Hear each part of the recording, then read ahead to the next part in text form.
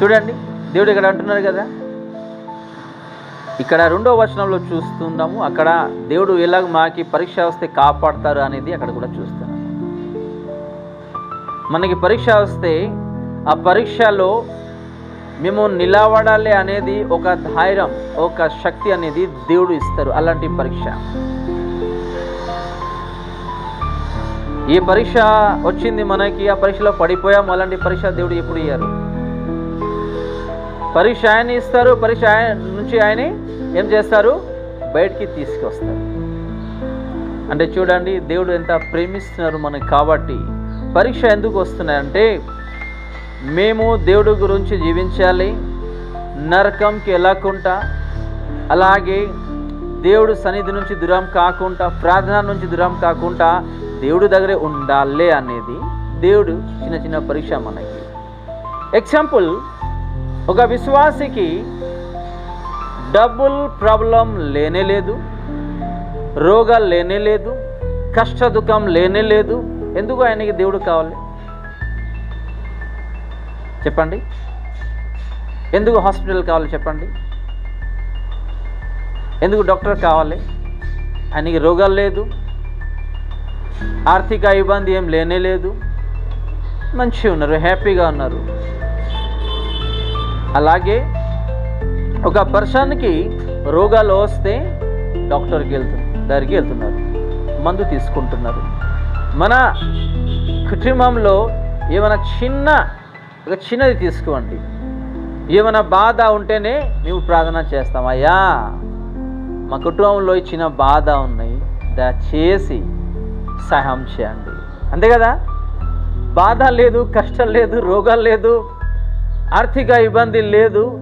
ఏసాయ ఎందుకు మనకి?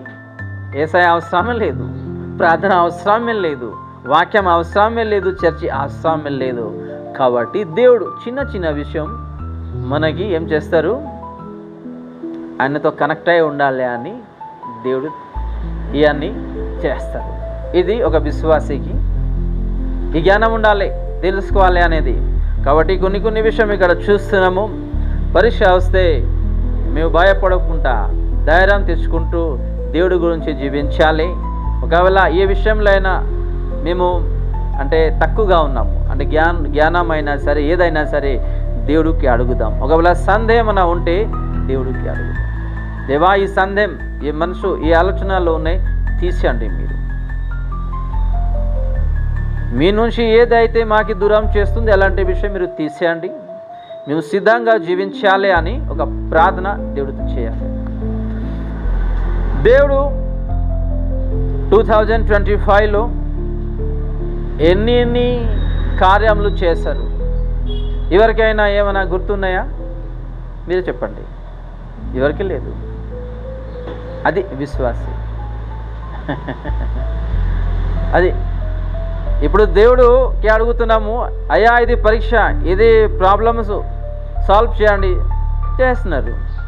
కొన్ని రోజుల తర్వాత మర్చిపోతున్నాము. కానీ మనిషి ఒక 10,000 రూపాయలు ఇచ్చారు, ఏం చేస్తున్నాం మేము చెప్పండి?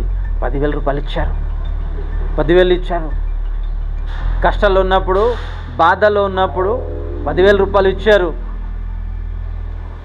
ప్రతిరోజు ఆ మనిషి గురించి ఆలోచిస్తూ ఉంటాం, అంతే కదా? రోగాల్లో ఉన్నప్పుడు ఒక 500 కానీ ఒక 5 రూపాయలు ఇచ్చారు,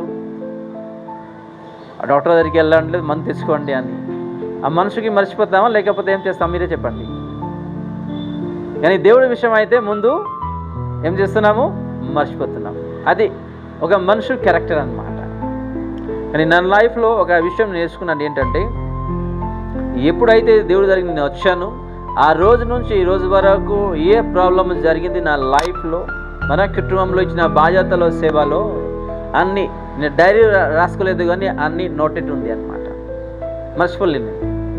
ఎందుకైతే దేవుడు ఇచ్చిన రుచి నాలో ఉంది కాబట్టి ఈరోజు ఈ అన్నీ అంటే జాబ్ అవసరం లేదు, లోకం అవసరం లేదు అని అన్నీ విడిచిపెట్టి ఇక్కడికి వచ్చాను. ఒకవేళ నాకు లోకం గురించి అయినా ఏ విషయమైనా ఉంటే దేవుడిని రానే రాదు, అది మర్చిపోకుండా ఉంటాను. ఒకసారి ఆలోచించి 2025లో ఎన్ని రోగాలతో ఉన్నాం, ఆర్థిక ఇబ్బందులు, కొట్లాడాల్లో, పరీక్షలో, రకరకాల అలవాట్లు ఉన్నాం. దేవుడు ఈ 26లో అన్నీ విడుదల ఇస్తూ ఒక కొత్త మనసు ఇచ్చారు, కొత్త లైఫ్ ఇచ్చారు, కొత్త సంవత్సరం ఇచ్చారు. అది మర్చిపోకుండా దేవుడికి ప్రతిరోజు థ్యాంక్స్ చెప్తా ఉండాలి. ఇక్కడ 3 విషయం చూస్తున్నాము, ముగిద్దాం.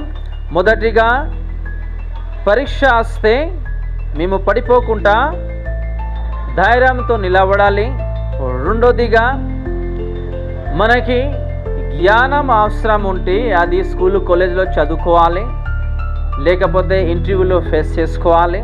కుటుంబం ఇలా నడిపించాలి, బిజినెస్ ఇలా నడిపించాలంటే దేవుడికి అడగాలి. మూడోదిగా ఏమైతే మేము దేవుడికి అడుగుతున్నాము సందేహం ఉండకూడదు.